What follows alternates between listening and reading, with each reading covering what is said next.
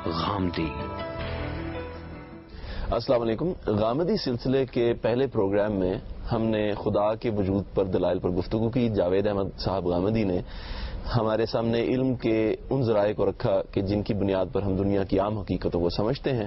اس پر ہم کافی تفصیلی گفتگو کر چکے ہیں۔ اس پروگرام میں ہم جاوید صاحب سے بات کریں گے اس بارے میں کہ ان ذرائع کی بنیاد پر قرآن و سنت سے ہمیں کیا رہنمائی ملتی ہے جس کی بنیاد پر ہم خدا کے وجود کو ایک حقیقت کے طور پر مان سکتے ہیں اور دنیا کے سامنے پیش کر سکتے ہیں۔ جاوید صاحب، ان میں سے اگر ایک ذریعہ آپ نے پچھلی مرتبہ گفتگو کی وجدان کے بارے میں، انسان کے عقلی تقاضوں کے بارے میں، علمی تواتر کے بارے میں، انبیاء کی شہادت کے بارے میں اور تجرباتی دلائل کے حوالے سے آپ نے بات کی، تو ان میں سے اگر ایک کو آپ لے لیں، مثلا وجدان کے حوالے سے اگر آپ ہمیں بتائیں کہ قرآن اور سنت اس کو کس طرح بنیاد بنا کر ہمیں خدا کے وجود کی طرف رہنمائی دیتا ہے۔ دیکھیے جی، پہلے تو یہ بات سمجھ لیجئے کہ یہ جو ذرائع جن پر ہم نے ایک پروگرام بڑی تفصیل سے گفتگو کی تھی، ان کے کسی چیز کو ثابت کرنے کا طریقہ کیا ہوتا ہے۔ میں نے اس وقت بھی یہ اشارہ کیا تھا کہ ایک طریقہ تو جو ہوتا ہے کہ آپ کسی ایک ذریعے سے بات کرتے ہیں اور بس بات حتمی جگہ پر پہنچ جاتی ہے۔ مثال کے طور پر آپ نے آنکھ سے ایک چیز کو دیکھ لیا تو آپ ایک اطمینان کی جگہ پر چلے جاتے ہیں کہ یہ سورج ہے، یہ چاند ہے، یہ ستارے ہیں، یہ آدمی ہے، پہنچ جاتے ہیں نا اس جگہ کے اوپر۔ آپ کوئی آواز سنتے ہیں اور آپ کو اطمینان ہو جاتا ہے کہ یہ آصف افتخار کی آواز ہے، یہ جاوید احمد غامدی کی آواز ہے۔ تو بعض اوقات تو ایک ہی ذریعہ کافی ہو جاتا ہے یا دو ذرائع مل کر بات کو ایک حتمی جگہ پہ پہنچا دیتے ہیں۔ بعض اوقات یہ ہوتا ہے کہ آپ ایک تدریج سے چلتے ہیں۔ تو اللہ تعالیٰ کے تصور یا مذہبی مقدمات کے بارے میں بھی صورتحال یہ ہے کہ آپ ایک جگہ سے چلتے ہیں، اس سے آپ کے سامنے قرائن آتے چلے جاتے ہیں، یہاں تک کہ جب آپ پانچویں ذریعے تک پہنچتے ہیں تو وہاں جا کے بات اس حتمی اطمینان تک، میں لفظ اطمینان استعمال کرتا ہوں، حتمی اطمینان تک آپ کو لے جاتی ہے کہ اب گویا آپ یہ کہہ سکتے ہیں کہ فی الجملہ یہ بات درست ہے، یعنی ٹوٹیلٹی میں ان کو سمجھنا پڑے گا۔ اور میں نے یہ اس وقت بھی عرض کر دیا تھا کہ پھر یقین کی منزل کیسے آتی ہے، وہ ایک اگلا قدم ہے۔ یعنی اس میں ہم اس جگہ کیسے پہنچ جاتے ہیں کہ جس کو قرآن مجید یہ بیان کرتا ہے کہ انہوں نے اس بات کو مان لیا، ثم لم یرتابوا، پھر ادنا درجے میں بھی کوئی تردد ان کے اندر پیدا نہیں ہوا، وہ ایک آگے کی بحث ہے۔ ابھی ہم علمی استدلال کی پہلی سیڑھی پر قدم رکھ رہے ہیں، تو اس میں سب سے پہلے وجدان کو لے لیجئے۔ دیکھیے وجدان کی نوعیت کیا ہے۔ وجدان کی نوعیت ایک تو ان تصورات کی ہوتی ہے جن تصورات کو جیسے ہی ہم خارجی دنیا کے ساتھ متعلق کرتے ہیں تو ہم محسوس کرتے ہیں کہ یہ اطمینان کی جگہ آ گئی، ٹھیک ہے ایسا ہی ہے۔ یعنی ہم قرب کا بود کا ایک تصور رکھتے ہیں، چیز قریب ہے، چیز دور ہے۔ ہم جز اور کل کا ایک تصور رکھتے ہیں، یہ چیز پوری کی پوری ہے، یہ اس کا ایک حصہ ہے۔ خارج کی دنیا سے متعلق ہوتی ہے تو ہم یہ الفاظ بولنا شروع کر دیتے ہیں۔ میں نے پیچھے بھی آپ کو ماں کی ممتا کی مثال کے طور پر پیش کیا تھا کہ ہمارے اندر ایک احساس ہے، ایک جذبہ ہے، وہ ہم جانتے ہیں کہ کیا ہے۔ اسی طریقے سے آپ رشتوں کو دیکھیں، یعنی ہمارے پاس انسان ہے نا سارے کے سارے، ہمیں بتایا بھی جاتا ہے کہ سب آدم و حوا کی اولاد ہیں۔ اگر اس لحاظ سے دیکھیں تو سب سے ہماری رشتہ داری ہے۔ ایک حادثہ ہوتا ہے سڑک کے اوپر، آپ کو معلوم ہوتا ہے اس میں 50 آدمی مر گئے، انسانی سطح پر آپ کو افسوس بھی ہوتا ہے، آپ دل گرفتہ بھی ہو جاتے ہیں، لیکن یہ دل گرفتگی، یہ اضطراب اس درجے میں کبھی نہیں پہنچتا اگر آپ کو یہ بتایا جائے کہ اس حادثے میں آپ کا بیٹا دنیا سے رخصت ہو گیا، آپ کی ماں دنیا سے رخصت ہو گئی ہے۔ تو اس کا مطلب یہ ہے کہ آپ کے اندر جو حادثہ باطنی ہے یا آپ کے اندر جو ایک وجدانی کیفیت ہے اس نے آپ کو رشتوں کا ایک احساس دے رکھا ہوا ہے۔ اب ہوا کیا ہے، رشتے وجود میں آئے ہیں، اس کا ظہور ہو گیا ہے۔ بالکل اسی طریقے سے اگر آپ انسان کا جائزہ لیں تو دیکھیے یہ میری ماں ہے، یہ میرا باپ ہے، ہم مانتے ہیں نا، ہم میں سے ہر شخص بہت فخر کے ساتھ تعارف کرائے گا یہ میرا باپ ہے، یہ میری ماں ہے۔ ماں اور باپ کا یہ تعلق جب پیدا ہوا ہے ہم میں سے کسی نے اس کو نہیں دیکھا۔ جب ہماری پیدائش ہوئی تو اگرچہ ہماری آنکھیں بھی تھیں، ہمارے کان بھی تھے، ہم ایک پورا وجود بھی تھے، اس کے باوجود نہ وہ ہمارے حافظے میں ہے نہ ہمارے شعور میں ہے، کہیں بھی موجود نہیں ہوتا۔ بچہ بڑا ہوتا ہے، ماحول اسے بتاتا ہے کہ یہ تمہاری ماں ہے، یہ تمہارا باپ ہے، اور آپ دیکھیں کروڑوں انسانوں کو بتا رہا ہے اور انسان اس فیصلے کو قبول کرتا چلا جاتا ہے۔ جیسے اس میں تو باپ بنتے ہوئے دیکھ کر اس چیز کو تو تجرباتی بنیاد پر بھی دیکھ لیتے ہیں۔ دیکھیے سب کچھ کے باوجود تجرباتی بنیاد پر ہم آگے جائیں گے، لیکن آپ ایکسپٹ کرتے ہیں اس کو، کیوں کرتے ہیں؟ اس لیے کہ ماں اور باپ کے تعلق کے لیے آپ کے وجدان یا آپ کے باطن کے اندر ایک احساس رکھ دیا گیا ہے۔ اصل میں تجربہ تو اس کی تصدیق کر دے گا نا۔ تو آپ یہ دیکھیے کہ انسانوں کو جس طریقے سے صدیوں سے یہ بتایا جا رہا ہے کہ تمہاری ایک ماں ہوتی ہے، تمہارا ایک باپ ہوتا ہے، اس وجدانی احساس کی وجہ سے جیسے ہی خارج سے یہ اطلاع ان کو ملتی ہے تو انسان محسوس کرتا ہے کہ ٹھیک ہے، وہ لپک کر اس کو قبول کرتا ہے۔ درا حال ہے کہ ہم نے دوسروں کو ماں اور باپ بنتے تو دیکھا ہے، اپنے آپ کو نہیں دیکھا، نہ پیدا ہوتے دیکھا ہے نہ ہمارے حواس نے اس لمحے کو گرفت میں لیا تھا جب ہمارے لیے یہ تمہید باندھی جا رہی تھی. میں یہ نہیں کہہ رہا کہ اس سے حتمی نتیجہ نکل آتا ہے، لیکن کروڑوں اربوں کی تعداد میں انسانوں کا آپ مطالعہ کریں، جس وقت ان کو یہ بتانا شروع کرتے ہیں، ان کے ماں باپ، ان کے اعزاء، ان کے اقربا، ان کو بتانا شروع کرتے ہیں کہ اس کائنات کا ایک خالق ہے، انسان لپک کے اس کو قبول کرتا ہے، بالکل اسی طرح جس طرح وہ ماں اور باپ کی اطلاع کو قبول کرتا ہے. گویا کہ خدا کی دی ہوئی خبر کو ہمارا اندر کا جو انر سینس ہے یا وجدان جو ہے وہ اس کی تصدیق کرتا ہے، اس کو قبول کرتا ہے. میں قبول کرتا کا لفظ استعمال کروں گا. قبول کرتا کا مطلب یہ ہے کہ آپ کا اندر اس سے ابا نہیں کرتا، ماننے سے انکار نہیں کرتا. ایسے نہیں لگتا کہ آپ نے ایک گول خانے میں چوکٹی میخ لگا دی ہے. جیسا میں یہ چاہوں گا کہ اس موقع پہ تھوڑا سا اسٹوڈنٹ سے بھی ہم اپنے طلباء سے بھی یہاں تھوڑا سا فیڈ بیک کریں، کیونکہ اس کے اوپر ہو سکتا ہے بہت سارے سوالات ہوں گے، تو اس میں آپ کے اگر کوئی اشکالات ہیں تو وہ آپ پیش کریں. میرا یہ خیال ہے کہ بالکل صحیح کہہ رہے ہیں کہ ہر بچہ کبھی نہ کبھی تو اپنے ماں باپ سے ضرور پوچھتا ہے کہ یا تو اس کا سوال ہوتا ہے کہ میں پیدا کیسے ہوا، یا پوچھتا ہے کہ میں وجود میں کیسے آیا، اور پھر یہ بھی پوچھتا ہے کہ اللہ تعالیٰ کیسے وجود میں آئے. یہ سوال تو مطلب میرے خیال سے سب کے ذہن میں ہوتا ہی ہے. آپ خود ہی کوشچن کرتے ہیں اب اس بات کو کہ آپ اس دنیا میں کیوں آئے ہیں، کیسے آئے ہیں. ابھی میں اس سوال پر نہیں گیا، وہ ہم آگے جائیں گے. ابھی تو میں آپ کو صرف یہ بتا رہا ہوں کہ آپ نے بچے کو یہ بتایا، آپ کے ماحول نے بتایا کہ تمہاری ایک ماں ہے، تمہارا ایک باپ ہے، تو کیا بچے نے اس کو قبول کرنے سے انکار کر دیا؟ ایک مادی مثال لیجئے، میرے اندر پیاس کا احساس موجود تھا، آپ نے مجھے پانی کا گلاس دیا، تو میرے اندر نے اس پانی کے گلاس کو لے لیا ہے. اس نے ابا نہیں کی، میں نے اس کو اگل نہیں دیا، میں نے یہ نہیں کہا کہ نہیں یہ تو میری ضرورت نہیں ہے. اچھا، جیسے ہی پانی میری رگوں میں جاتا ہے تو میں محسوس کرتا ہوں کہ میرے اندر ٹھنڈک اتر رہی ہے، میری پیاس بجھ رہی ہے. اصل میں اسی کو کہتے ہیں وجدان کی تصدیق، وجدان کی گواہی اسی کو کہتے ہیں کہ باہر سے ایک بات آئی اور اندر نے اس کو قبول کر لیا. جاوید صاحب، ابھی یہ مزید تفصیل کا تقاضا کرتی ہے بات، اس کو ہم ڈسکس کریں گے ایک چھوٹی سی بریک کے بعد.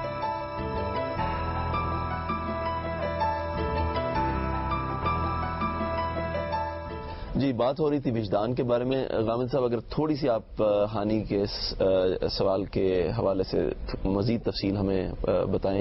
میں ایک مثال سے اس کو واضح کرنے کی کوشش کی تھی کہ اصل میں جب ہم کہتے ہیں کہ فلاں چیز کی وجدان تصدیق کرتا ہے، تو آپ دیکھیں جتنی چیزوں کی وجدان تصدیق کرتا ہے دنیا کی تمام چیزوں میں، اس میں ہوتا ہی یہی ہے کہ آپ اصل میں باہر سے ایک تصور لاتے ہیں. وہ بعض اوقات آپ کے ماحول سے آتا ہے، بعض اوقات آپ کی گرد و پیش سے آتا ہے، بعض اوقات کسی کتاب سے آتا ہے، بعض اوقات تاریخ سے آتا ہے، جہاں سے بھی وہ آئے گا. سوال یہ ہے کہ آپ نے اس کو کیسے قبول کیا، یعنی کیا آپ کا اندر اس سے مطمئن ہوتا ہے، مطابق ہو جاتا ہے.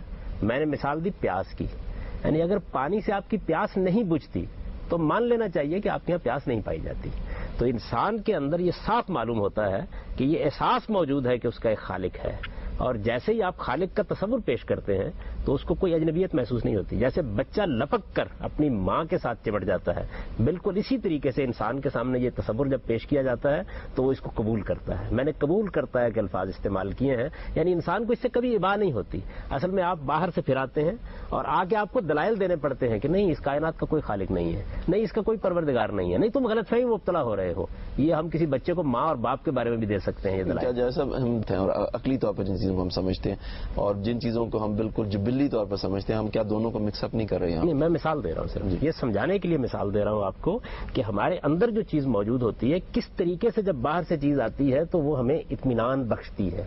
بالکل اسی طریقے سے جس وقت کسی انسان کے سامنے خدا کا تصور پیش کیا جاتا ہے، کون پیش کرتا ہے؟ ماں پیش کر دے گی، باپ پیش کر دے گا، پھر انسان شعور کی عمر کو پہنچتا ہے. تو ایسا نہیں ہوتا کہ یہ تصور اسے اجنبی سے لگتا ہے، اسے معلوم ہوتا ہے یہ کیا مجھ سے منوایا جا رہا ہے. نہیں، وہ آہستہ آہستہ اس کو قبول کرنا شروع کر دیتا ہے. اور یہ قبولیت اتنی غیر معمولی ہوتی ہے کہ جیسے ہی شعور کی پختگی آتی ہے تو معلوم ہوتا ہے کہ جیسے ہر چیز بالکل اپنی جگہ پر ٹھیک بیٹھ گئی. ابھی ہم عقلی استدلال میں نہیں گئے، عقلی تقاضے کوئی بیان نہیں کر رہے، لیکن میں آپ سے یہ عرض کر رہا ہوں کہ انسان کا ذات خداوندی کو قبول کرنا، یعنی اس کی جو قبولیت ہے وہ اس کے اندر اگر وہ چیز موجود نہ ہو تو وہ قبول کر ہی نہیں سکتا. اس بارے میں اگر کوئی مزید سوال آپ لوگوں کی. جی تیمور، آپ نے جس طرح اگزامپل دی کہ جو بچہ پیدا ہوتا ہے اس کو پتہ چلتا ہے کہ ایک ماں اور باپ ہیں، لیکن اگر اس بچے کو بچپن سے ہی کہیں ایسی جگہ رکھا جائے جس طرح یہ ہم ازیوم کر لیتے ہیں کہ اس کو جنگل میں چھوڑ دیا جائے، تو اس کے لیے تو وہ امپورٹنٹ ہی نہیں ہوگا. وہ اس کو مطلب یا اس طرح اس کی آگ سے جلنے کی اگزامپل ہے.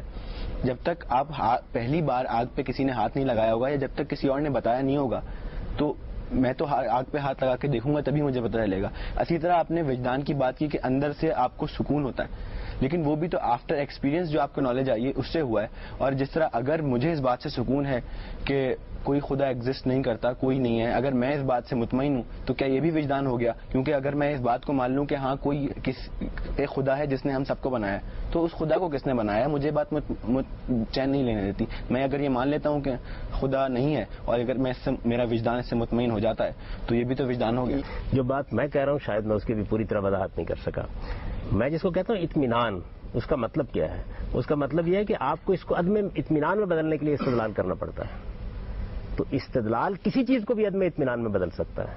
یعنی میں نے آپ سے مثال کے طور پر یہ عرض کیا تھا کہ میری آنکھیں ستاروں کو دیکھ رہی ہیں, مجھے اطمینان ہوتا ہے کہ میری آنکھوں سے حاصل ہونے والا علم مجھ تک پہنچ گیا ہے. آپ استدلال کر کے صرف غلطی واضح کرتے ہیں. جب غلطی واضح کرتے ہیں تو پھر اصل میں مجھے ایک عقلی اطمینان حاصل ہوتا ہے. میں اس وقت جس اطمینان کی بات کر رہا ہوں اس کو ہم زیر بحث لائیں گے کہ عقلی اطمینان بھی کیسے حاصل ہو جاتا ہے. ابھی ہم اس دائرے میں داخل نہیں ہوئے. ابھی تو میں صرف آپ سے یہ بات عرض کر رہا ہوں کہ انسان کے لیے ذات خداوندی کا تصور اجنبی تصور نہیں ہے. یعنی انسان کو اس پر قائل کرنے کی ضرورت ہوتی ہے کہ تمہاری ماں اور تمہارا باپ نہیں ہے, لیکن ماں اور باپ کا تصور دیتے ہی انسان اپنے اندر سے اس کو قبول کرتا ہے, بالکل ایسے جیسے جانور کا بچہ بھی آگے بڑھ کے قبول کرتا ہے. یعنی آپ یہ فرما رہے ہیں کہ ایتھیزم اور اگنوسٹسزم اور اس طرح کی چیزیں جو ہیں جن میں خدا کے بارے میں یا تشکیک ہوتی ہے یا خدا کو ہم کچھ لوگ ایکسیپٹ نہیں کرتے, یہ اصل میں استثنائی صورتیں ہیں, نہ کہ وہ استثناء ہے. یعنی اس کو بھی زیر بحث لائیں گے, لیکن انسان کے سامنے خدا پیش کیا جائے تو اندر سے ابا کرتا ہے انسان, تو یعنی ماننے سے انکار کرتا ہے. ماننے سے انکار کرنے کا مطلب یہ ہے کہ اسے لگتا ہے یہ کیا بات کہی جا رہی ہے. ایسا نہیں. عقلی طور پر جو جس کی طرف آپ بار بار اشارہ فرما رہے ہیں وہ پھر کیا دلیل ہے جو ایک عقلی تقاضا بن کے انسان کے وجدان کو تقویت دیتا ہے؟ وہ کیا؟ میں نے آپ کو خدمت میں عرض کیا تھا نا کہ ہم ایک ترتیب کے ساتھ چلیں گے. یعنی ہم پہلے یہ جاننے کی کوشش کریں گے کہ کیا ہمارے اندر جو ایک احساس پایا جاتا ہے کہ کوئی خالق ہونا چاہیے, اس احساس کی تسکین ہوتی ہے یا نہیں ہوتی جب خدا کو پیش کیا جاتا ہے. یعنی ہمارے اندر, میں نے جبلت کی مثال اس لیے دی تھی کہ پیاس کے احساس کے بعد جب پانی سامنے آتا ہے تو اندر سے ہمارا جو پیاس کا احساس ہے وہ اس کو اگلتا ہے, اس کو ابا کرتا ہے قبول کرنے سے, یا اس پہ تسکین محسوس کرتا ہے. ویسے یہ بات تو کسی حد تک واضح ہو گئی, تو تھوڑا سا اشارہ اس جانب بھی کر دیں کہ وہ عقلی طور پر کیا تقاضے ہیں کہ جو پھر اس وجدان کے لیے آگے بڑھیں گے. جی, لیکن اس پہ میں ایک خاتمے کی بات پہلے عرض کرنا چاہتا ہوں کہ اب قرآن نے کیا کیا. جس طریقے سے میں نے آپ کو بتایا نا کہ ماں اور باپ کا جو احساس ہے جس وقت معاشرے سے منتقل ہوتا ہے تو منتقل ہو جانے کے بعد ہم اس کو قبول کرتے ہیں, یہ قبولیت ہے. یعنی ابھی عقلی تقاضے تک ہم نہیں پہنچے. قبولیت اتنی غیر معمولی ہے کہ ماں کا تعارف کراتے ہی میں اندر سے قبول کرتا ہوں, باپ کا تعارف کراتے ہی اندر سے قبول کرتا ہوں. آپ کو استدلال کرنا ہے کہ نہیں یہ تمہارے ماں باپ نہیں ہے, لیکن ماں اور باپ کے ساتھ میرا جو فطری ریلیشن ہے یا فطری تعلق ہے وہ اتنا فطری ہے کہ اس کے آتے ہی میرے لیے اطمینان کی ایک جگہ فراہم ہو جاتی ہے. اب اس کے بعد تجربہ ہم کو کیا بتاتا ہے؟ تجربہ بتاتا ہے کہ یہ واقعہ پیش آیا تھا. یعنی بے شمار لوگ ہم کو بتاتے ہیں کہ ایسا ہوا تھا کہ تم ایک ماں کے بطن سے وجود پذیر ہوئے تھے. ایک میاں اور بیوی نے میاں بیوی کے تعلق سے زندگی کی ابتدا کی تھی. اس کے بعد ان کے درمیان ایک تعلق قائم ہوا تھا جس تعلق کا یہ نتیجہ نکلا تھا. یہ ایک واقعہ تھا جو مثال کے طور پر 2 جنوری کو شام 4 بجے پیش آ گیا تھا. اس وقت تم پیدا ہوئے تھے. اب دیکھیے ان میں سے کوئی چیز شعور میں نہیں ہے, کسی چیز کو یاد نہیں کر سکتے, 1000 بار بتانے کے بعد بھی یاد نہیں کر سکتے, سالگرہ مناتے ہیں ہر سال پھر بھی یاد نہیں کر سکتے. لیکن یہ جو واقعہ ہمیں بتایا جاتا ہے یہ پیش آیا. یعنی آپ یہ مانتے ہیں نا کہ پیش آیا. جب خارج نے ماں اور باپ کا تعارف کرایا تو اس واقعے کی وجہ سے ہمارے اندر کے وجود نے اس باہر کو قبول کر لیا. قرآن وجدان کی شہادت کے بارے میں بھی ہمیں ایک واقعے کی جانب متوجہ کرتا ہے. وہ یہ کہتا ہے کہ جب تم وجود پذیر ہوئے تھے تو اس وقت پروردگار نے تمہاری اصل شخصیت کو, یعنی اس مادی وجود میں آنے سے پہلے تمہاری اصل شخصیت کو اپنے سامنے کھڑا کیا تھا. اور یہ واقعہ پیش آیا تھا کہ اس وقت تم سے ایک سوال کیا گیا تھا کہ الستو بربکم, کیا میں تمہارا پروردگار نہیں ہوں؟ اور تم نے اس وقت اس کا اقرار کیا تھا.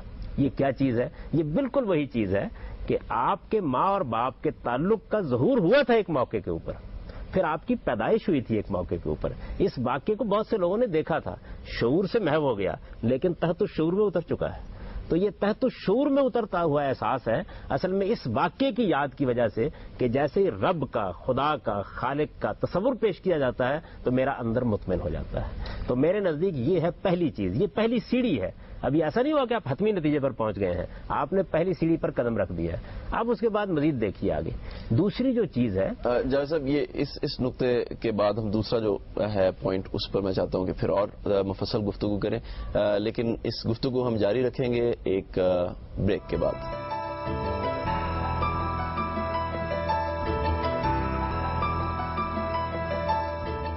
ناظرین، بات ہو رہی ہے خدا کے وجود کے بارے میں عقلی دلائل کی۔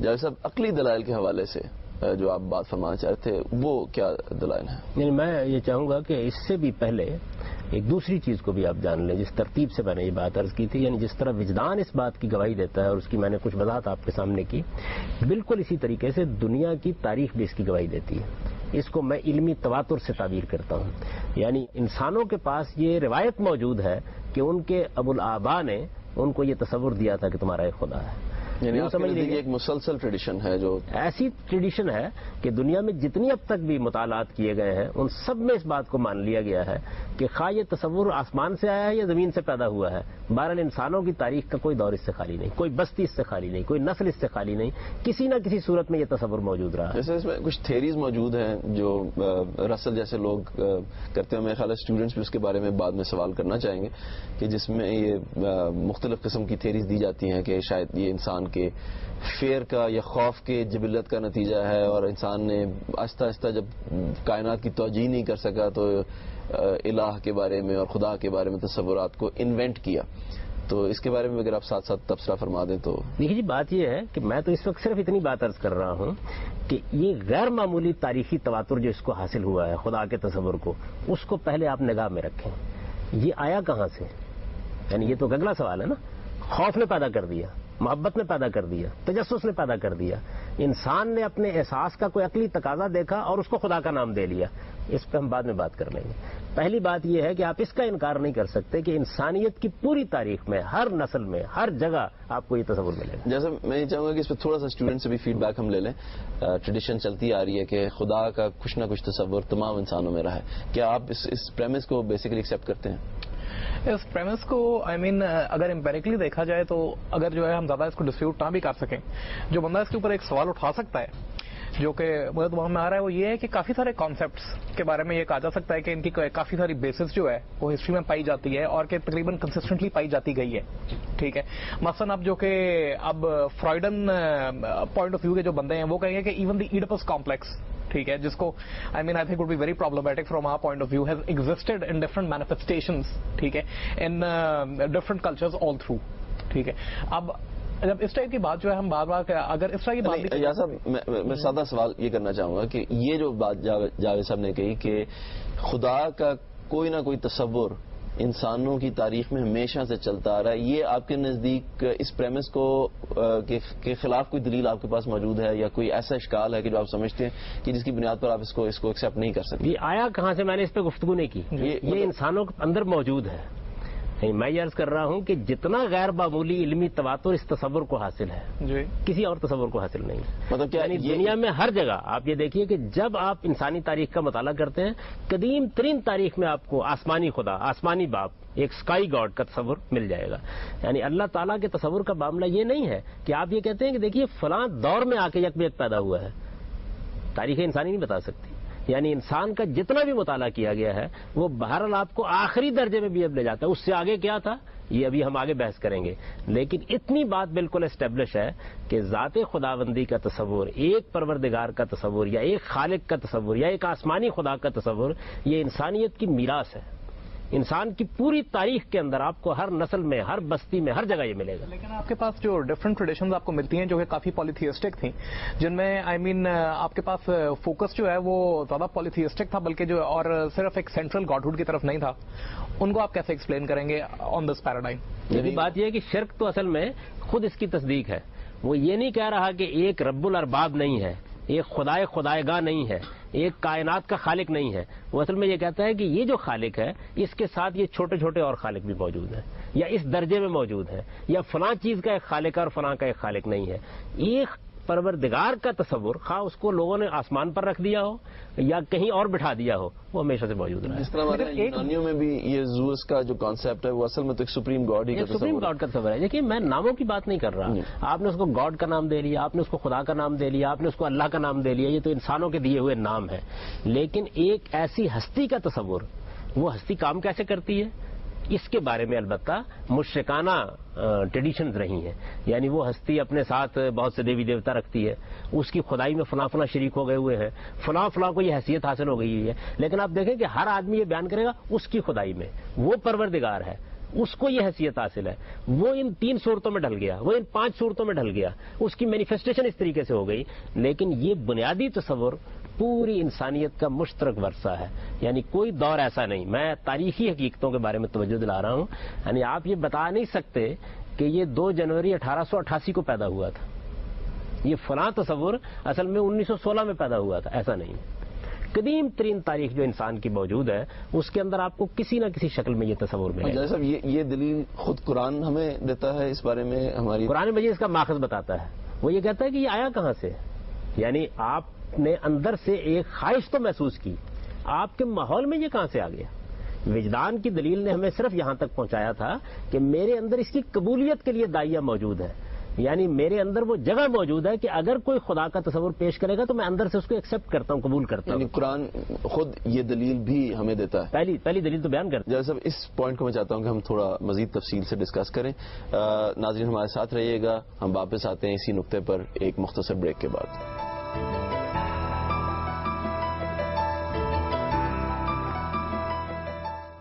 جی بات ہو رہی تھی علمی تباتر اور عقلی تقاضوں کی، تو جاوید صاحب ان حوالوں سے اگر خدا کے وجود کے بارے میں آپ مزید تفصیل ہمیں بتائیں. جی میں علمی تواتر پر گفتگو کر رہا تھا اور میں نے اس میں یہ توجہ دلائی تھی کہ اس دنیا میں جب سے انسان دنیا میں آیا ہے، جتنی تاریخ اس کو معلوم ہے، جتنی تہذیبوں کا اس نے مطالعہ کیا ہے، ہر جگہ آپ کو خدا کا تصور ملے گا. اب قرآن مجید کیا کرتا ہے، وہ ہم کو یہ بتاتا ہے کہ آیا کہاں سے ہے. میں نے آپ کے سامنے وجدان پر گفتگو کرتے ہوئے عرض کیا تھا کہ وہ تو بس یہاں ہم کو پہنچائے گا کہ یہ کوئی اجنبی بات تو نہیں ہے، آگے ہی ہے سامنے، تو انسان قبول کرتا ہے، اسے اگل تو نہیں دیتا. اگلے قدم پہ جب ہم جاتے ہیں تو معلوم ہوتا ہے کہ ساری انسانیت یہ کہتی آ رہی ہے، ساری تہذیبیں یہ کہتی آ رہی ہیں، سارے انسان یہ کہتے آ رہے ہیں. چند مستثنیات کے سوا خدا کا تصور، آسمانی باپ کا تصور آپ کو ہر جگہ ملتا ہے. قرآن اس کا ماخذ بتاتا ہے ہم کو، یہ آیا کہاں سے ہے. یعنی تقاضا ہونا ایک الگ بات ہے، لیکن کیا پانی کہیں خدا نے نازل کیا تھا جس کے لیے پیاس لگی ہوئی ہے، تو اس کو وہ بتاتا ہے تاریخی حوالے سے. وہ یہ کہتا ہے کہ انسانیت کی ابتدا تاریکی سے نہیں ہوئی، بلکہ جس پہلے انسان کو اللہ تعالیٰ نے انسانیت کا شعور دیا. یعنی میں اس وقت اس بحث میں نہیں پڑھنا چاہتا کہ اس پہلے انسان کے وجود میں آنے کا طریقہ کیا اختیار کیا گیا، لیکن جس پہلے انسان کو، اور جو آدم و حوا تھے، جب یہ شعور دیا گیا کہ وہ انسان ہے، یہ اللہ تعالیٰ نے انسانیت ان کے اندر ودیت کی. اور پھر قرآن نے جس طرح اس کو بیان کیا ہے کہ جعل لکم السمع والبصر والفؤاد، یعنی ہم تمہارے اندر پھر جب یہ چیز پیدا کر دیتے ہیں کہ تم سوچ سکتے ہو، دیکھ سکتے ہو، تمہارے اندر ایک بصیرت پیدا ہوتی ہے، تو جب انسان اس منزل پر پہنچا تو پھر اللہ تعالیٰ کے ساتھ اس کا براہ راست مکالمہ ہوا. یعنی اس کو قرآن مجید نے بیان کیا ہے کہ ہم نے جب یہ فیصلہ کر لیا کہ ہم اس زمین کے اوپر ایک صاحب اختیار مخلوق بنانے والے ہیں، زمین کی بادشاہی اس کو دینے والے ہیں، تو اس سے ہم نے براہ راست مکالمہ کیا. گویا براہ راست تجربے، براہ راست مشاہدے سے انسانیت کی ابتدا ہوئی ہے. آدم و حوا دونوں اس احساس اور تصور سے کہیں ڈیولپ کر کے نہیں اس جگہ پر پہنچے، بلکہ اللہ تعالیٰ کے ساتھ ایک براہ راست معاملہ ہے جس سے انہوں نے اس روایت کی ابتدا کی. یعنی ان کے لیے ان سین جو ہے وہ سین تھا، ان کے لیے ان سین سین تھا. قرآن نے صرف ہم کو واقعہ بتا دیا. جس طرح ہم بچے کو یہ واقعہ بتاتے ہیں کہ تم پیدا ہو رہے تھے اور 2 جنوری کو 4 بجے شام یہ واقعہ ہوا تھا، تو قرآن نے یہ بتایا کہ جب ہم نے انسانیت کی ابتدا کی، انسان شعور کو پہنچا، انسان نے سمجھنے اور سوچنے کی صلاحیت اپنے اندر پیدا کر لی، تو ذات خداوندی کے ساتھ اس کا براہ راست مکالمہ ہوا. اسے دنیا میں ایک باغ کے اندر رکھا گیا، وہاں اس کو اللہ تعالیٰ نے اپنی پوری اسکیم عملی طور پر سمجھائی. یعنی یہ بتایا کہ کیا معاملات پیش آنے والے ہیں. فرشتوں نے اس کے سامنے سجدہ ریز ہو کے اس دنیا میں اس کی ابتدا کے لیے پہلا قدم اٹھایا. یعنی وہاں پر ایمان بالغیب نہیں تھا ایسا؟ وہاں ایمان بالغیب کا سوال نہیں تھا, مکالمہ ہو رہا تھا, گفتگو ہو رہی تھی. فرشتے سجدہ کر رہے تھے, اس کو بھی آدم دیکھ رہے تھے. ابلیس انکار کر رہا تھا, اس کو بھی آدم و حوا دیکھ رہے تھے. وہ انہیں بہلانے اور پھسلانے کے لیے آ رہا تھا, تو اس وقت بھی یہ سارا معاملہ ان کے لیے ایک مشاہدے کا معاملہ تھا. چنانچہ انہوں نے بالکل جس طریقے سے ہم کسی واقعے کو دیکھ کر ابتدا کرتے ہیں, خدا اور مذہب کے بنیادی تصور سے زندگی کی ابتدا کی, اور پھر اپنی آئندہ نسلوں کو یہ تصور منتقل کیا. بلکہ قرآن ایک مزید خبر دیتا ہے, اور وہ یہ کہتا ہے کہ ایک لمبے عرصے تک ہم نے یہ طریقہ رکھا کہ اگر کسی انسان نے اللہ تعالیٰ کی بندگی اور عبادت کے لیے کوئی کام کرنا ہے تو وہ قبول ہوا یا نہیں ہوا, اس کو ہم براہ راست بتا دیا کرتے تھے. چنانچہ اس کی وہ مثال دیتا ہے کہ ایک زمانے تک آدم کے بیٹوں کے ساتھ یہ معاملہ رہا کہ جب کبھی وہ قربانی کرتے تھے تو اگر انہوں نے اخلاص سے قربانی کی ہے تو آسمان سے ایک آگ اترتی تھی, اس کو قبول کر لیتی تھی. یہی وہ چیز ہے جس کو آپ تجرباتی شہادت کہتے ہیں. میں اس کو کہتا ہوں یہ علمی تواتر پیدا کیسے ہوا. تجرباتی شہادت پر تو ہم بعد میں جائیں گے. یہ قرآن مجید نے ہم کو گویا ماخذ بتا دیا. اب یہ دونوں باتیں جو ہے مل کے ہمارے لیے ایک واضح کرینہ پیش کرتی ہیں کہ یہ ہوا کیسے ہے. ابھی ہم کرینے ہی کی منزل میں کھڑے ہیں. یعنی پہلی چیز نے یہ بتایا کہ ہمارے اندر وہ چیز موجود ہے کہ اگر باہر سے یہ تصور آئے گا تو قبول کر لے گی. اس کے معنی یہ کہ اجنبی نہیں ہے, فطرت کے خلاف نہیں ہے, انسان اس کو قبول کرنے کے لیے تیار ہے. دوسری چیز نے یہ بتایا کہ اصل میں خارج میں یہ آیا کہاں سے ہے. تو جب ہم نے اپنے علم سے یہ جان لیا کہ انسانیت کی پوری تاریخ میں یہ موجود رہا ہے, تو قرآن نے صرف آگے ایک قدم بڑھا کے ہم کو یہ بتا دیا کہ یہ پیدا کیسے ہوا تھا. یعنی اللہ تعالیٰ نے اس کائنات کی ابتدا کرتے وقت, جس میں ہم رہتے ہیں, جو ہماری انسانی کائنات ہے, اس کی ابتدا کرتے وقت جب آدم و حوا کو انسانیت کا شعور دیا تو براہ راست مکالمے اور مشاہدے کا ایک دور گزرا ہے. اس دور میں خدا کے ساتھ بات ہوتی تھی, معاملہ ہوتا تھا, یہ سب کچھ ہوا, اور پھر اگلی نسلوں کو جب سے میں چاہوں گا کہ عقلی تقاضے پر مزید گفتگو سے پہلے ہم اپنے طلباء سے کچھ سوالات تاریخی شہادت کے دلائل کے حوالے سے لے لیں. یہ سوالات ہم سنیں گے ایک مختصر بریک کے بعد.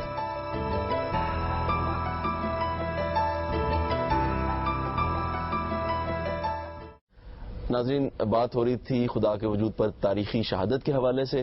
آپ لوگ اگر کچھ اس حوالے سے سوال کرنا چاہیں تو.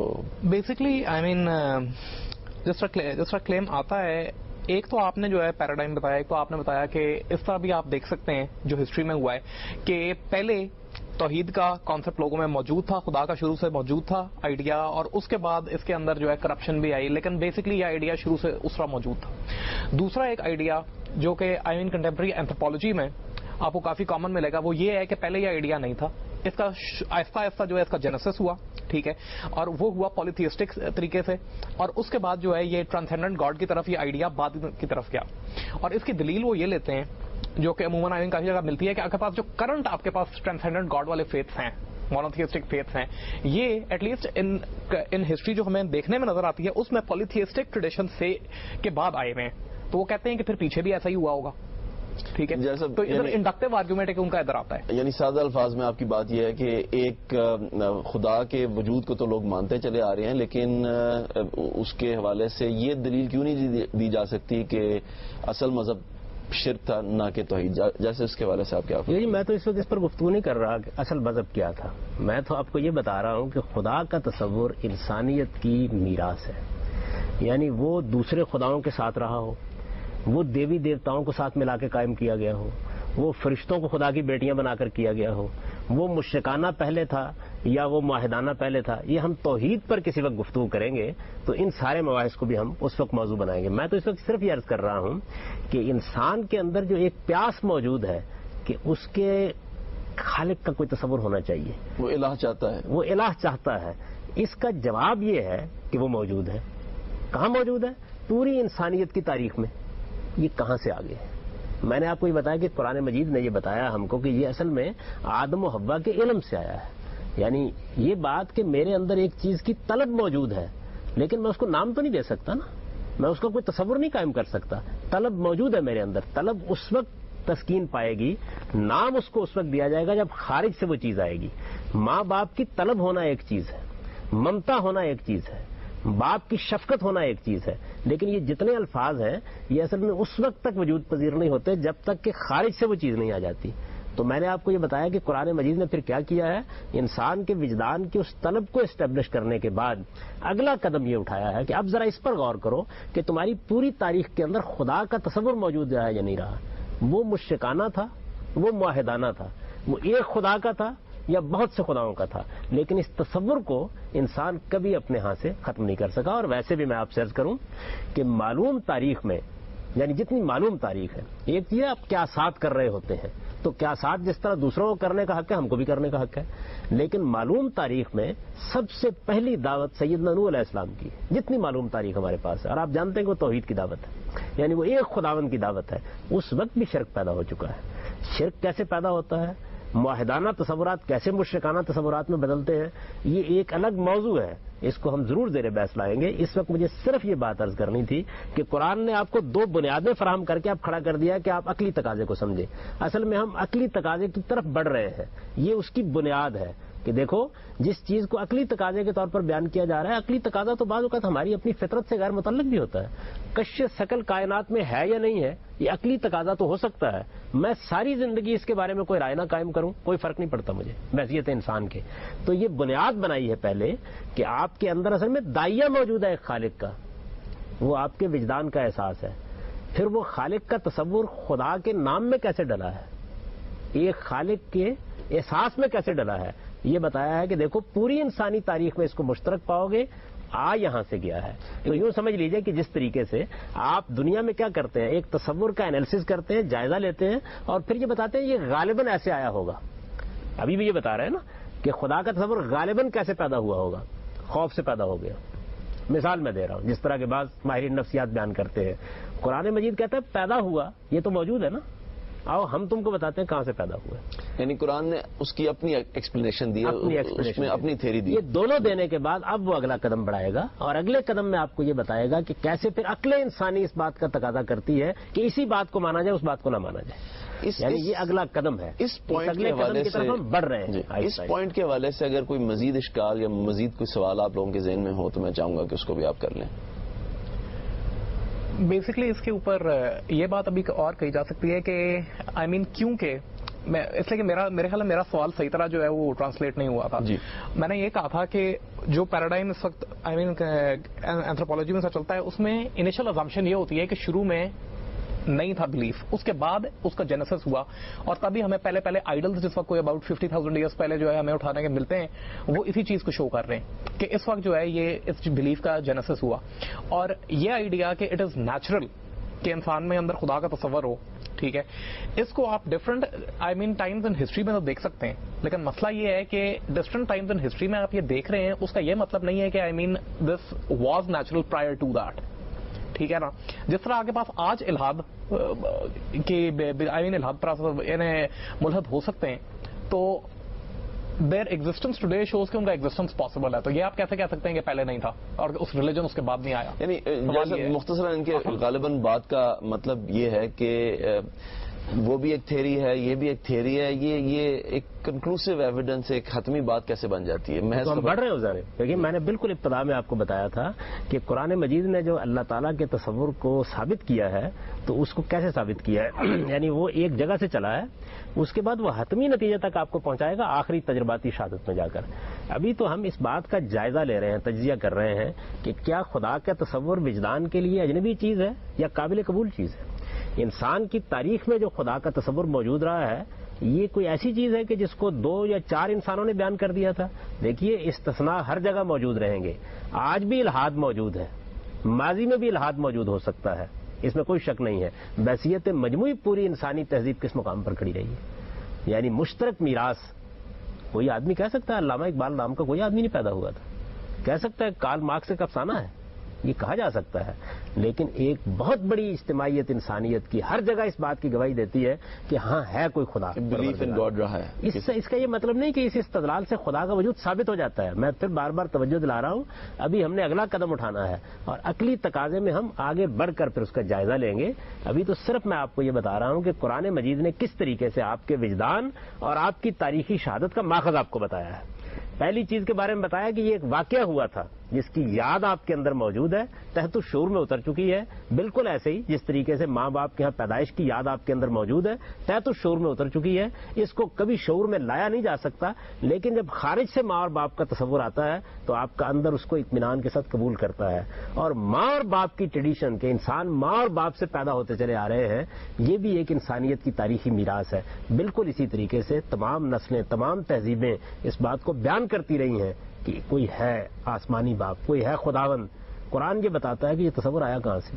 ناظرین، اب تک جاوید صاحب نے وجدان اور علمی تواتر کی بنیاد پر قرآن جو دلائل خدا کے اس بات پہ پیش کرتا ہے اس کی وضاحت کی. ہمارے طلباء نے اس پہ سوالات کیے. اگلے پروگرام میں عقلی تقاضوں کے اعتبار سے، انبیاء کی شہادت کے اعتبار سے اور خود تجرباتی شہادت کے اعتبار سے جو دلائل قرآن سے ہمیں ملتے ہیں اس کے بارے میں جاوید صاحب سے ہم گفتگو جاری رکھیں گے. اس پروگرام میں میں جاوید احمد غامدی صاحب کا شکر گزار ہوں کہ انہوں نے اپنے خیالات کا اظہار فرمایا. اگلے ہفتے تک کے لیے اجازت چاہوں گا. اللہ حافظ.